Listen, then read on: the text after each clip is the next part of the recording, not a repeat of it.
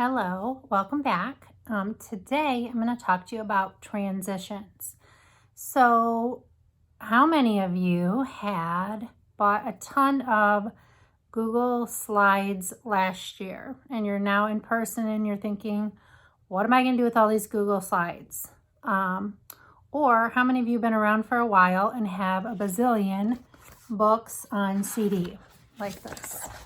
I store my little CDs on the inside. So those two things I've actually been using prior to COVID in my room for transitions. So if you watched my previous video, I talked about opening tabs. So in the morning, that's like my only job is to open tabs. I always prep everything the night before except for my computer.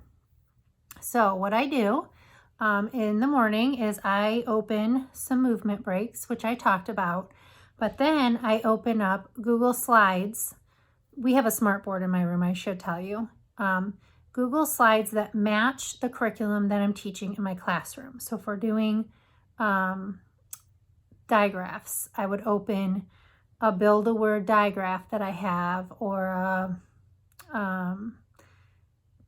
like decoding the digraph activity, or a digital word sort. I might have like 3 or 4 tabs up at the top of digital Google Slides that I've made. Then in math, if we're doing shapes, I would open up a couple of those. If you're a Boom card user, you could also get your Boom cards ready to go up as tabs as well. So they're all ready to go, and here's how I use them. If I'm doing an activity and it's taking a few children longer than other children, I like to help guide the kids who need the help. But while I'm doing that, your class can kind of get out of control. So I teach my children that when they're finished with an activity, once I look around and I have 5 or 6 kids, even maybe less than that, finishing up, I will say, go meet me up at go up to the carpet. I will open the tab and I will pick one student to be the teacher to go up there and get started. So let's say it's a word sort. So Sammy goes up there, she sorts the word. Sammy's learned how to click down on the next slide. Sammy knows that she has 3 seconds to pick the next person. All the children down at the carpet are raising their hand, and then they pick the next person. They're not allowed to pick somebody over and over again. We have to give everybody a turn. So now I have 6 kids down the carpet working on a digital activity while I'm out in the classroom helping the kids who need a little extra support. And then the kids who have attention issues, who are just fiddling around at their seat, want to go do that digital activity now, are more motivated to get their work done, and they get themselves up there. Listen, I'm one of them. I have ADHD. So I'm not picking on anybody here, but it's a true fact that I've observed that kids, they want to do something, they're more motivated and focused and get their work done. And then I can help the kids who truly do need the extra help.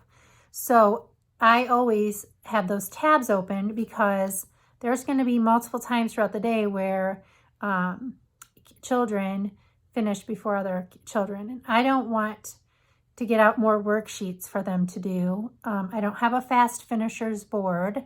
We just go review and work on skills on the smart board with the digital activities I already have. So another activity I do is, if I don't feel like doing that, is I have all these books on tape. I have a big CD player up front.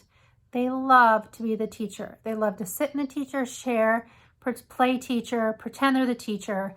So if I have 6 kids up front and I say, Freddie, you get to be the teacher today, Freddie will pick up the book. Freddie will sit in the chair and flip the pages, and you just put the CD on. And now you're free for about 5 to 6 minutes to go help some more children with their work. So these are 2 things that I do consistently in my room so that I don't have children getting in trouble or causing behavior, because if they're done with something and you're helping somebody else, they're just going to start goofing around. So this gives them another task to do. It makes them feel like they're the teacher, the leader in the room. They love it. It's good review. And they also help each other. So if somebody makes a mistake on the smartboard, they're allowed to kindly help them out, not yell, or we have a lot of discussion through this. And let me tell you really quick that, so I don't just say, oh, we're going to open these Google Slides up, and they don't automatically know how to do this. We do this together first as an activity before it becomes a transition activity. So you always, with young kids, have to model things first. So we start off right away using my Google Slides in whole group, and I model how it's supposed to go and what I expect, and then it can be something that you begin to use as a transition activity.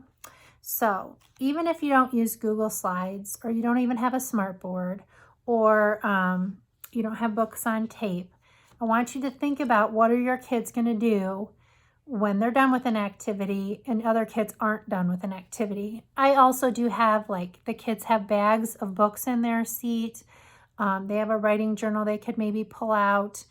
We don't get into that right away, but we scroll in math eventually. So there are other things, but like I said, I don't like to have a whole bunch of extra worksheets. That's just my preference, but maybe that's what you want to do. Just think of something for what those kids can do so that they're not becoming a behavior problem or a distraction to the children who still do need to focus.